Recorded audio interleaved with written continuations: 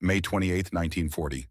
Reich Air Ministry, Berlin. Reich Marshal Hermann Göring set down the intelligence report with undisguised contempt. The document detailed President Roosevelt's request to Congress for an unprecedented expansion of American aircraft production, a capacity to manufacture 50,000 planes annually.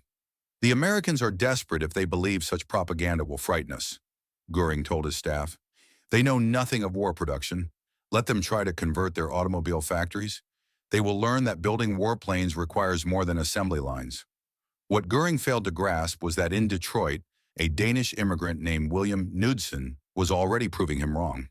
The former General Motors president, now working for $1 per year as Roosevelt's production chief, was orchestrating the most ambitious industrial transformation in human history.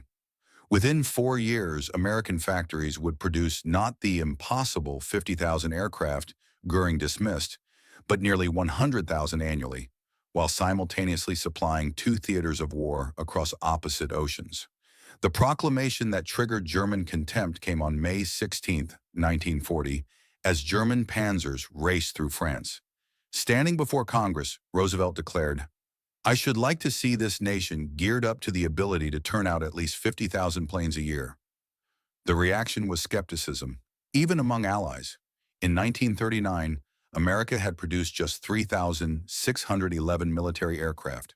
The Army Air Corps possessed 1,700 combat planes, many obsolete. Roosevelt demanded a 14-fold increase. Knudsen became the architect of this miracle. When asked who could achieve such production, advisor Bernard Baruch replied, "First, Bill Knudsen. Second, Bill Knudsen. Third, Bill Knudsen." He had abandoned a $300,000 salary to serve his adopted nation, bringing automotive mass production methods to aircraft manufacturing. The transformation began immediately. By December 1941, factories produced 2,000 aircraft monthly, a 20-fold increase in 2 years. Ford broke ground on the Willow Run bomber plant, Boeing expanded in Seattle, and Douglas Aircraft hired thousands. The arsenal of democracy was awakening. Nazi dismissal of American capabilities stemmed from prejudice and willful blindness. General Friedrich von Bodecker, Germany's military attaché in Washington, warned in December 1940 that American war production will reach unimaginable heights. Hitler ignored him, ranting that Americans were half Judaized, half negrified, incapable of sustained warfare.